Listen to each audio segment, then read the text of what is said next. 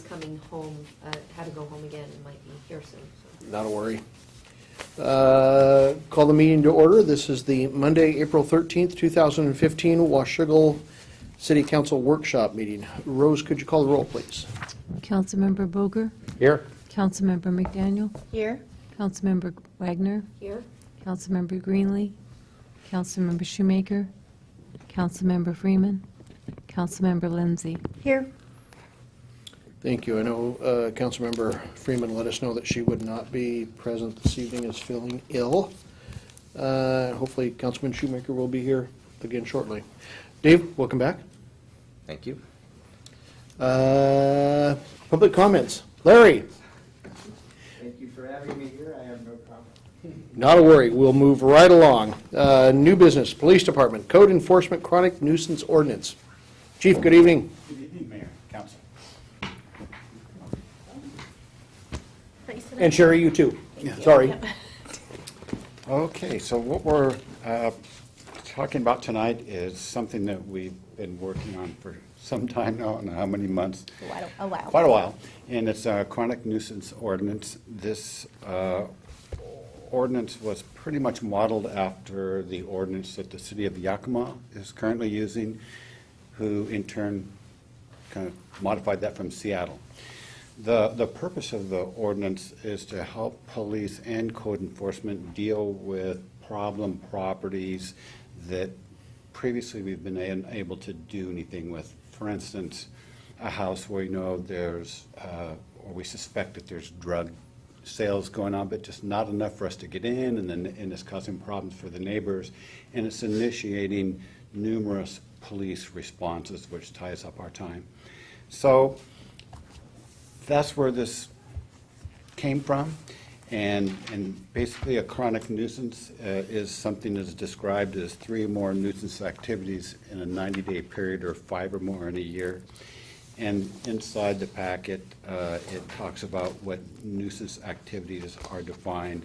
So it'd be some serious offenses, assaults, felony assaults, drug-related behavior, as well as criminal conduct. This allows for the chief of police to declare a certain property would be a nuisance property. The chief would have to respond in a written letter to the owner and demand they respond within 10 days with some type of an agreement. The penalties can run up to a maximum of $500 per day after the 10th day. And it enables the city to place liens on the nuisance property.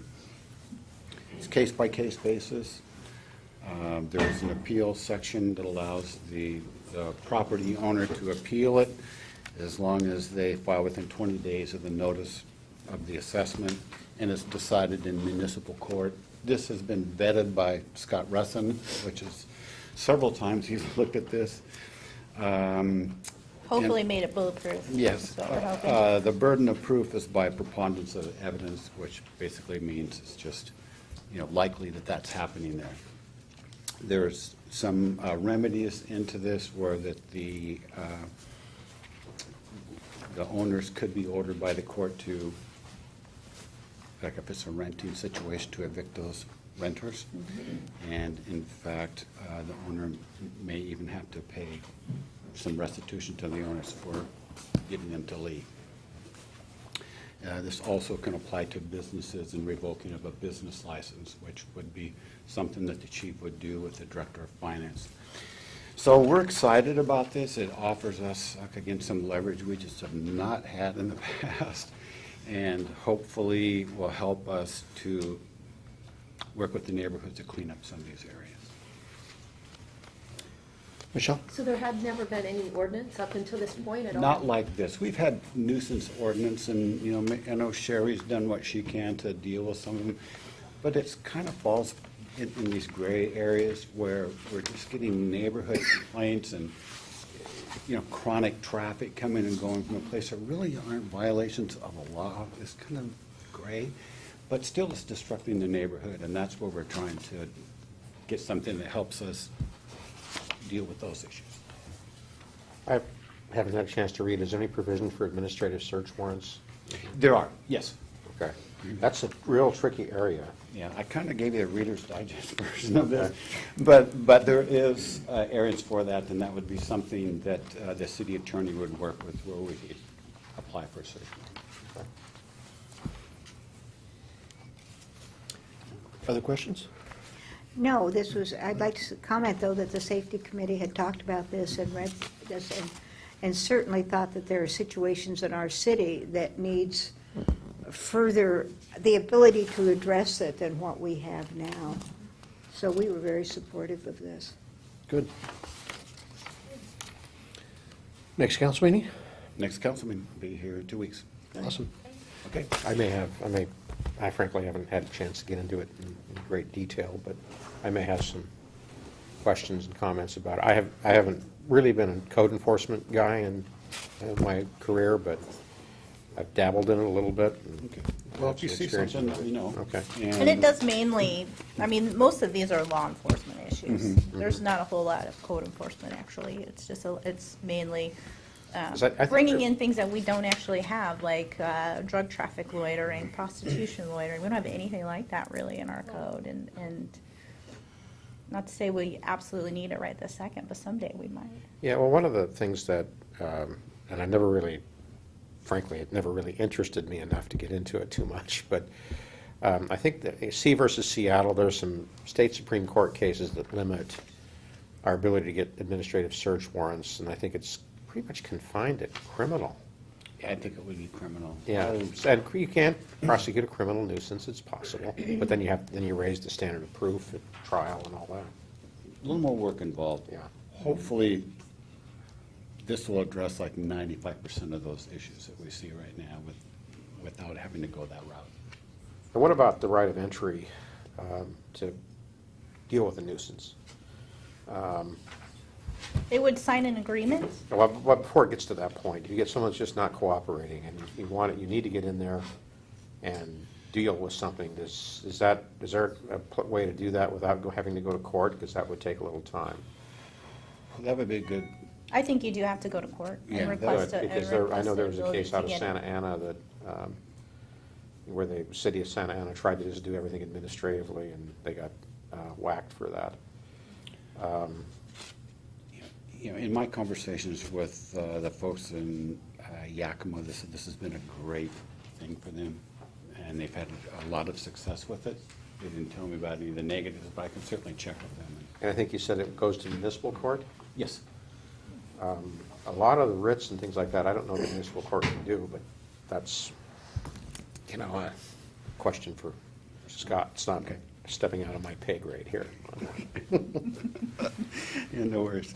Yeah, unfortunately, we do have a couple of properties that this type of an ordinance on the books can be used much sooner than later.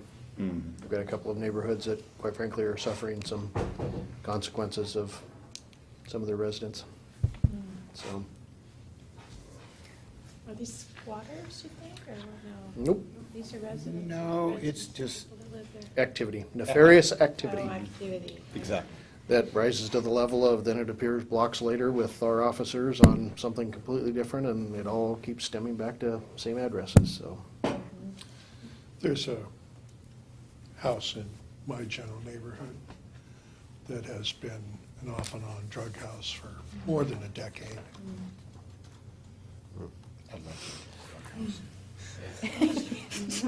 What's the address? Just kidding. So if you do have any other questions or anything that you need clarified, certainly get in touch with the chief or Sherry or both, or Scott in the meantime, but we'll see you back in a couple of weeks. Thank you, Mayor. Council. Thank you. Thanks, Sherry.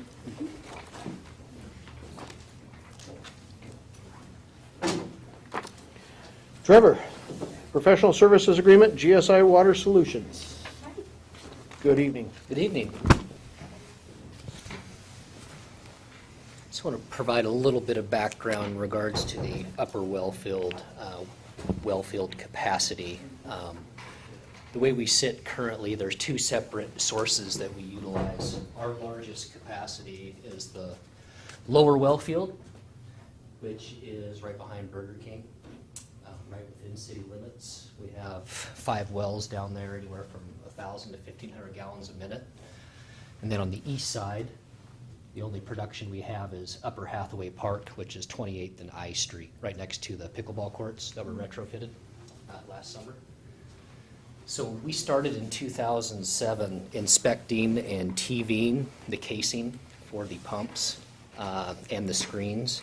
In 2007, we found that there was minor failure at number 1, which is our only production well at the upper well field. At that time, in consultation with GSI, as well as, I believe, Wallace Engineering at the time, we decided to keep that in production. The failure wasn't as significant of putting it out of service and rebuilding the motor at the same time. So typically, it's on a 5-year cycle. We'll pull each wellhead, the motor, and the casing, and do an inspection on the casing to see what type of condition it's in. So this specific casing was installed in the late 20s, early 30s, the first production well for Washougal. And so the casing actually has slots or slits that are put in the side of the galvanized steel pipe, which is an old technology. So we TV'd these late last year, number 1 specifically, and found that we have significant failure. The casing is cracked, and we actually have cobblestone and rock that's coming inside the casing. In conversation with GSI, as well as other purveyors and Mather & Sons Pump that did the inspection work for us, they recommended decommissioning the well and drilling new wells. Not new wells per se, but replacement wells. So that's really where the conversation starts. So based on GSI's scope of work and task, that's right around $57,000. They have 4 specific tasks that are identified. The first is the well site selection and capacity evaluation. There's not that much real estate at the upper well field. It's fairly confined right above the river. From Department of Health's perspective, a replacement well, something that's already in production, is much less onerous to be able to get it permitted and certified. So that's really the strategy moving forward, is to be able to decommission the current well, as well as 3 other wellheads that have been abandoned thus far, not formally abandoned, to health standards, and drill 2 new wells to put into production, in essence giving us an east side source to be able to tap. When we have number 1 out of service, whether it's under repair or there's service or operation and maintenance that needs to take place, our sole source is the lower well field, which is right behind Starbucks and Burger King currently. So this source as an alternate is crucial in the operation of our water system, especially getting water to zone 1, 2, and 4, which is really the vein or pipeline for the whole north and northeast portion of town. So this is really the first step in moving forward with the analysis, where we want to drill, how far. We know production-wise that we're going to be about 100 to 110 feet deep for production for the best quality water and quantity. So this really brings some solidification to that. And so GSI has provided a draft scope. I've also had conversations with them. They left it somewhat open-ended in the scope of services on a schedule or timeline.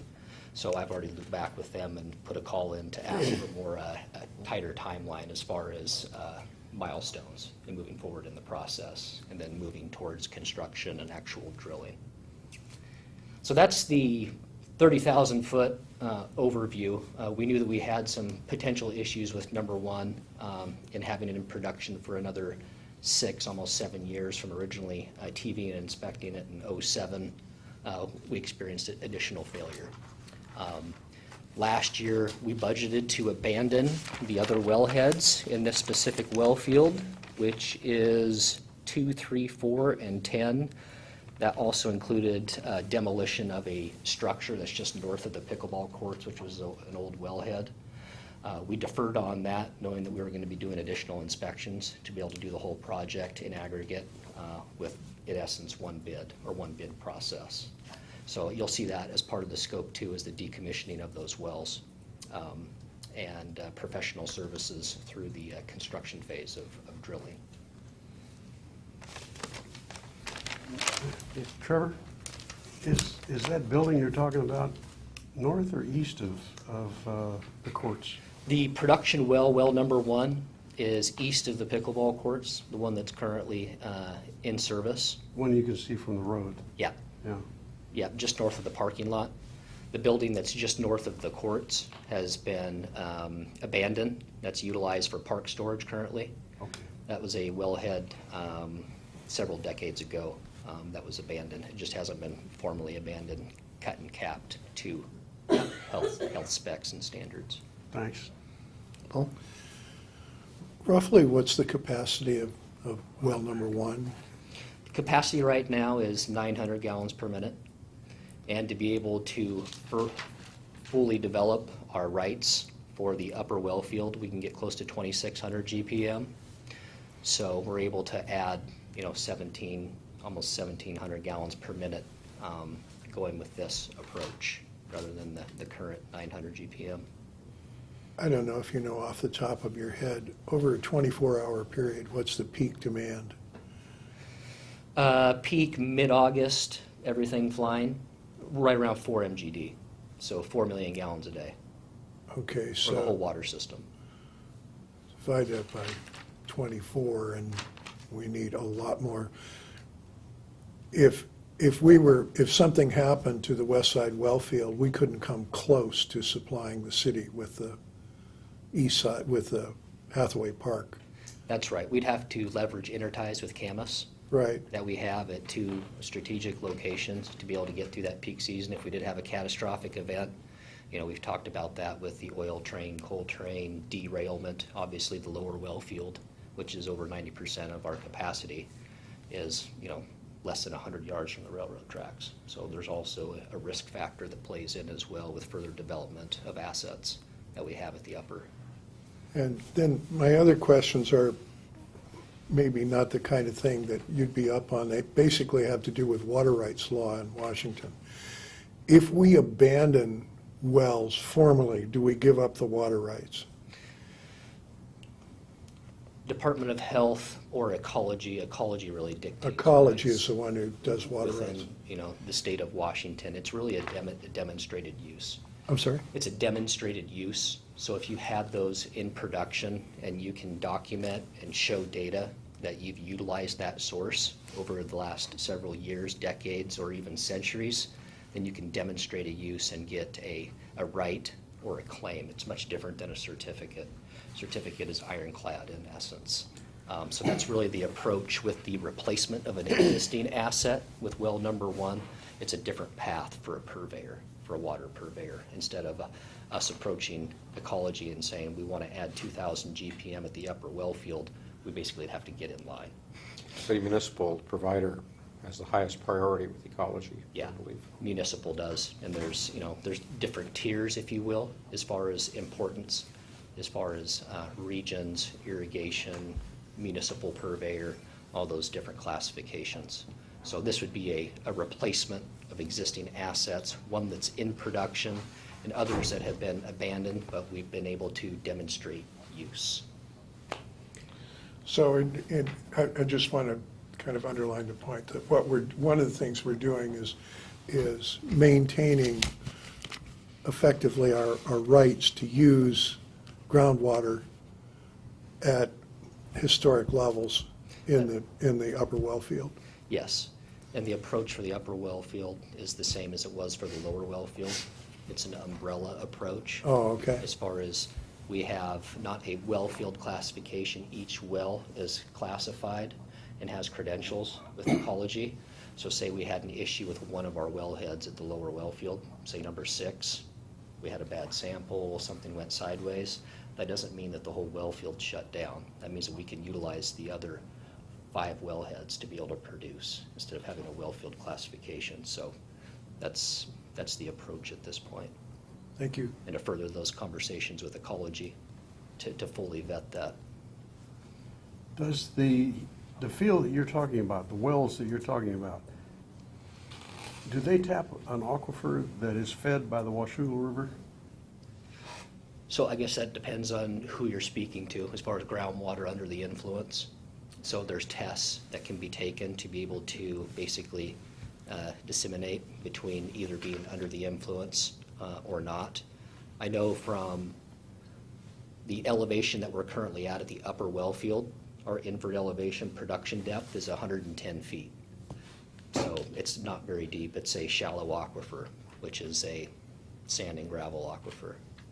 So based on conductivity tests and those type of connectivities between groundwater that's potentially under the influence of surface water, that would be part of the testing program that GSI would go through and make sure that it's rigorous as far as if it was under the influence of surface water or the Washougal River or any other tributary, that we'd take the appropriate steps to treat or meet health's requirements.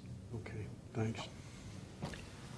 And just a bit more, the lower well field, the west side well field, that's in the Troutdale aquifer, is it not, or is it? Yes, it's the same production depth. Oh. We're in the upper aquifer in both aquifers. So that's an upper aquifer compared to the one we're talking about over at Steigerwald? Right, Steigerwald's deep aquifer, or Pleistocene alluvial, which is a deeper 300 to 400 feet. The upper aquifer is higher quality water. For us, for production right now, in producing water, we disinfect and raise the pH. Those are the only two things we do. There's no, And Steigerwald, we have to take out manganese? metals, potentially, trace arsenic, things that you need to be cognizant of as far as treatment. So both of our production aquifers are high quality water and high production as far as transmissivity. Thank you. So Trevor, when we finish with this, how many wellheads will you have in the upper one? Two? Two. Two We currently have productions. one in production. Right. And the other, I think 3 or 4 are abandoned, just not formally abandoned at this point. What's the diameter of the casings? It'll most likely be 12-inch diameter, Okay. similar to what we did in Steigerwald. We have sieve analysis or strata analysis from these wells. That is quite dated because we haven't done any drilling in the upper well field in decades. So that's another key component of the scope, is to document every, several feet exactly what type of strata we have at the upper aquifer, at the upper well field. So again, with the 2 separate wellheads, it gives us a lot more flexibility as far as redundancy. If we have one out for service or, motor being rebuilt, new screen being installed, whatever it might be, we're able to utilize the other one. So, Obviously, there's not a technology of doing some sort of a sleeve encasement inside of the one that's failing. there is, but it depends on really the composition of the casing. So this being basically World War I surplus casing, it just doesn't have the rigid rigid component to it to be able to blast and do slip casing. So Mather and Sons, who pulled the pump and is doing a rebuild on the motor, when we TV'd the casing, they were recommending to decommission the well and drill new wells for production. Okay. Is there a timeline? That was my question to GSI. So we have it laid out as far as specific tasks, but as far as what marks we're going to hit, as far as timeline, that's what I wanted to tighten up to be able to add to the packet for the consideration on the 27th. Because it's going to be expensive. Yes.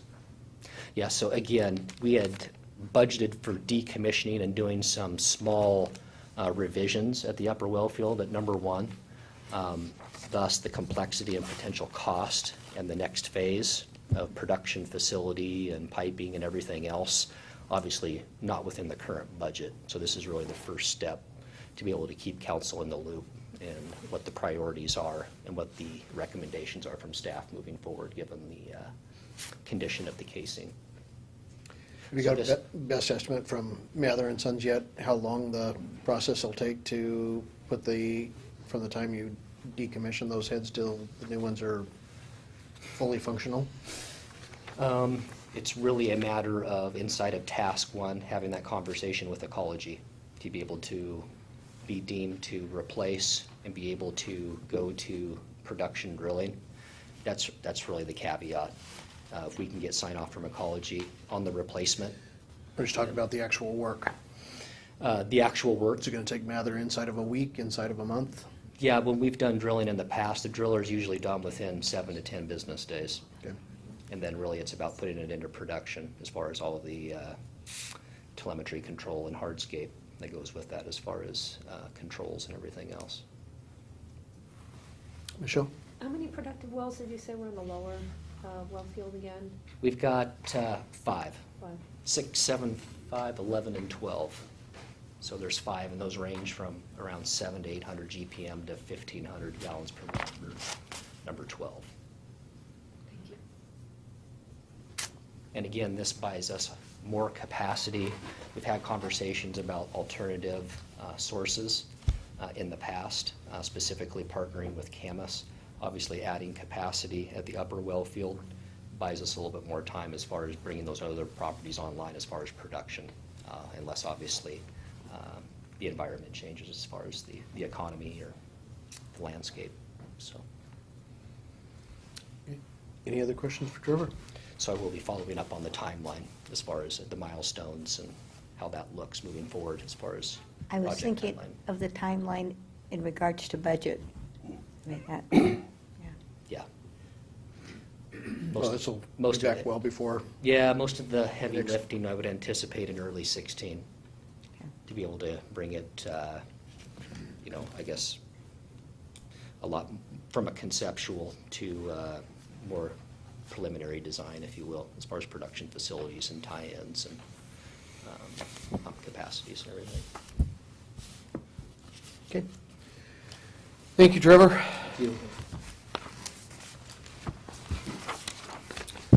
And resolution supporting Fort Vancouver Regional Library District. I got it. You've got it? Council, before you is a draft of a resolution which would articulate the council's support for the current effort of the library district to replace our library. This is something that the Friends, our local Friends group, has asked you to do. Your colleagues in Woodland have taken this step already, along with Ridgefield. I don't know if Ridgefield has done a resolution or not, your colleagues there, but those are the 3 local projects that the district is working on. They continue to be very bullish on the projects. The Friends have a lot of energy and enthusiasm moving forward, and they've asked for a formal document from you where you express your support. So this just states kind of what we've already been saying to the district, that our current library is inadequate for our growth. It's really not cost effective to try to remodel 2,400 square feet to get to 10,000 square feet or to make an addition, so we need some sort of new library. And so your action, if you would approve this resolution in 2 weeks, would be to support the efforts of the library district to construct a new library in and for the city of Washougal, and to assist the district in the planning and location of a new Washougal community library. So it's an expression of support, and it's an expression of assistance. And what that means is what we're already doing. We're already assisting them and working with them. And this would be for your consideration at your next meeting in 2 weeks. Pretty straightforward. Any questions? Good. Thank you. I have a question. Is there any reason that we need to wait on the resolution? There's no legal reason, it's just we haven't put the, Right. This is but just, I don't think this is going to generate a lot of controversy. no, So I'd be willing to do a walk-on. that's, I would be also comfortable with moving forward with this tonight. I'd support that. that's great. We just have a pledge to you, unless there's, extenuating I- circumstances, not to ask you to act on something the same night that we introduce it to you the first time, but it's certainly your I think prerogative we- General, I to move it think that's forward. a great, we should stick with that rule. However, when it's something like this. Something that's it's very relatively important. straightforward and non-controversial. I don't have a problem with skipping the workshop on it. But that would change, that would require changing council policy, which is something that Yeah. maybe you'd want to consider bringing forward. Right. It's easy enough to have this on, you just add it under amendments to the agenda, and it's already in this part of your packet, so we'd be good to go. You'll see you in the next couple hours. I don't have my library button on. I know, I Sorry. forgot I know. Chris has probably got some. It's Imagine a New Library, so. It's okay. Okay, good. Back to the second opportunity for anyone for public comments. Good evening, Mr. Gordon.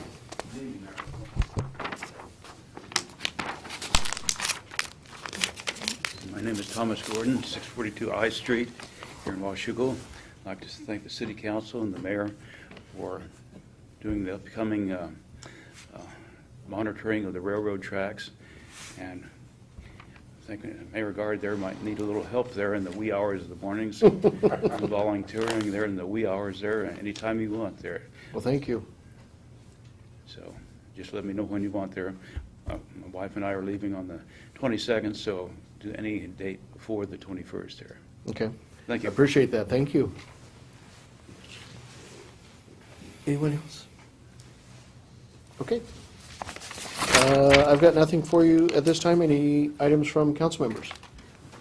Well, on the oil train issue, you may have noticed that Vancouver's requiring an environmental impact statement for one of the projects, the New Star project, and as part of that environmental impact statement, the suggestion is being made that they ought to consider environmental impacts a little bit outside the city of Vancouver, including Camas, Washougal, and Richfield, basically anywhere in Clark County. And so there's some consideration for you in other environmental review work. That's going to be part of the scoping that the Yes. group is asking for? Mhm. Excellent. Yes. Thank you. Well, Are Spokane and Bingen and going to get to weigh in? That'll be up to, there's a scoping notice that's gone out. Mitch should have gotten it by now, I would think. I don't know if he has, but And that would be up to when we have the scoping meetings. And I would hope that the city of Vancouver would notify Spokane and Bingen. Did Bingen adopt did they intervene? I don't think they did. I don't think they have a Spokane resolution. intervened. Spokane, yes, Yeah. Spokane did. I think that Spokane was. We're mixing two different projects. That's the FSET project, and Right. this is another environmental impact statement that's going to be done for the New Star project, which is another oil transfer project in Vancouver. Trish? Well, I attended the port meeting the other night, and there is a bit of a, I thought it was settled, but evidently Larry told me it wasn't. The naming of the port trail was the 50 members of the various committees that had attended and been working on the trail for the past months had come up with a name through a survey of, they decided on Washougal Waterfront Trail. This came in front of the port the other night. Bill Ward, one of the commissioners, was opposed to that. There was a lot of discussion. They asked me what I thought, and I said I was from Washougal. Of course I thought it's the Washougal Waterfront Trail. Bill I didn't had- want to call it the Camas Waterfront Trail, did he?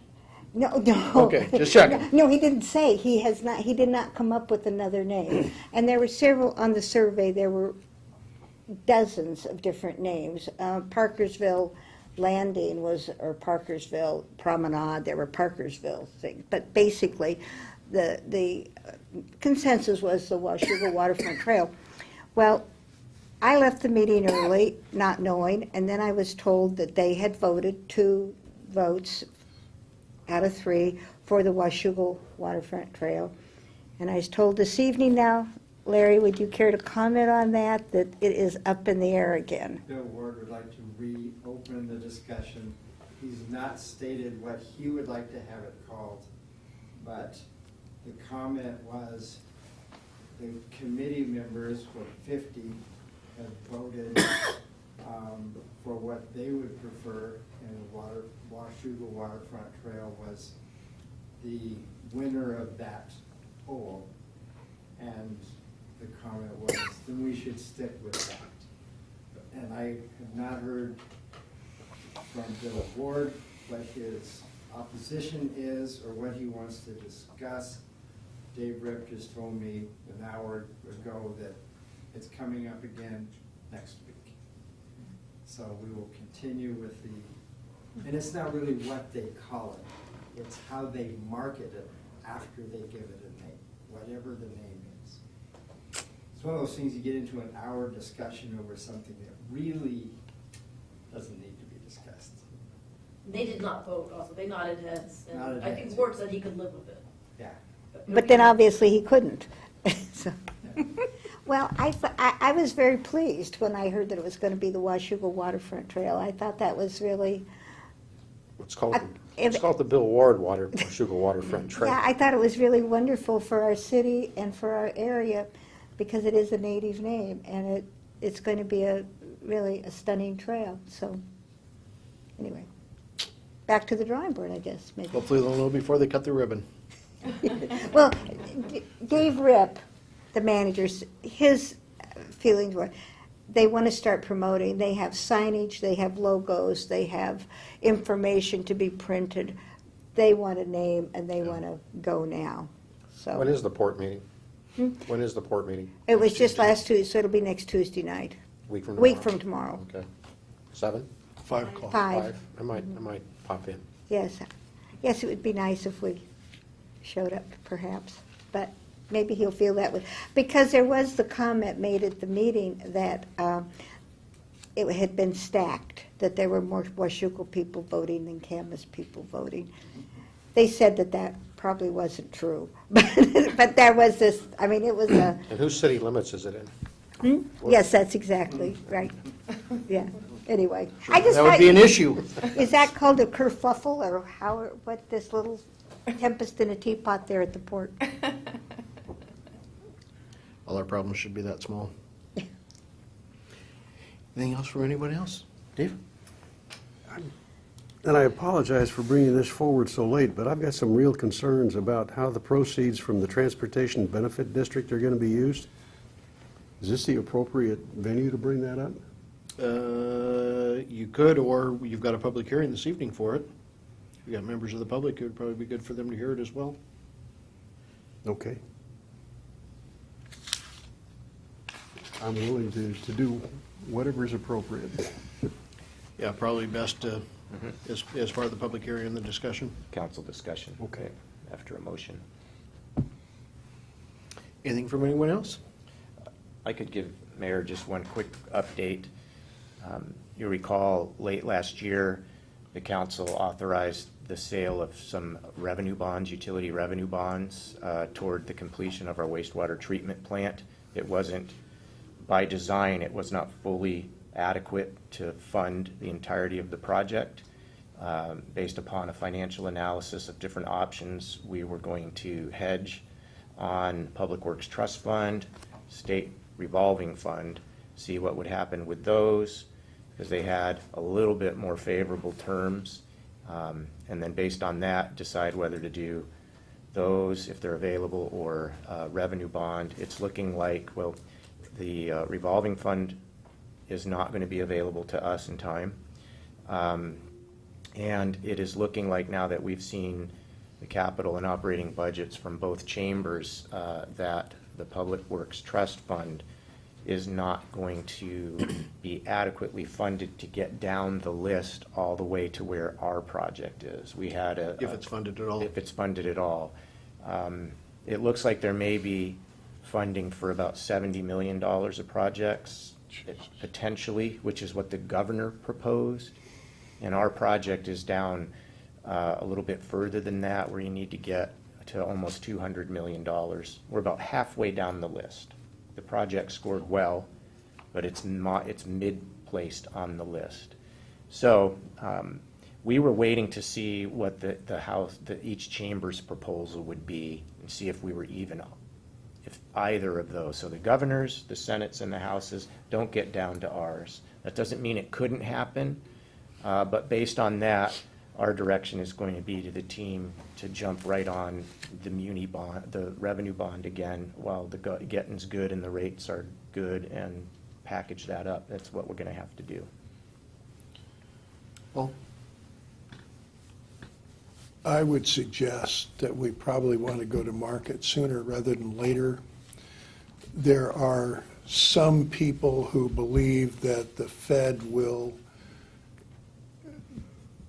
in effect, start raising interest rates as early as June.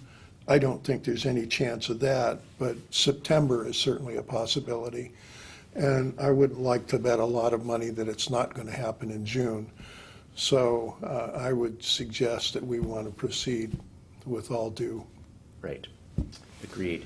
And the team is already getting the preliminary information. I wanted to just kind of give you that update. It wasn't until basically the last couple of days where we saw exactly what the proposals were from the chambers, the different chambers. We had a feel for that, but you just never know, right? Last minute effort, but that's not what was proposed. So anyway, it was, I think, a wise decision to hedge and to wait and to see because the terms were favorable. And as you saw in Paul's analysis, the consequences of the waiting to see were not significant in the big scheme of things. So we're still on track. The rates are accommodative of all of this. It's just the funding vehicle. So it'll be basically very similar to what we brought to you the last time. While we do that, the professionals that we work with always want us to take a look at any existing debt that we have, what those rates are, what might be advantageous or not advantageous to packaging things up and doing some reissuance, trying to stay within those limits again to get the bankable bond. And so we'll review all of that again when we come through, and we'll do that pretty quickly. Thank you. Okay. With that, we will adjourn this meeting and be back here at 7 o'clock for a council meeting. We have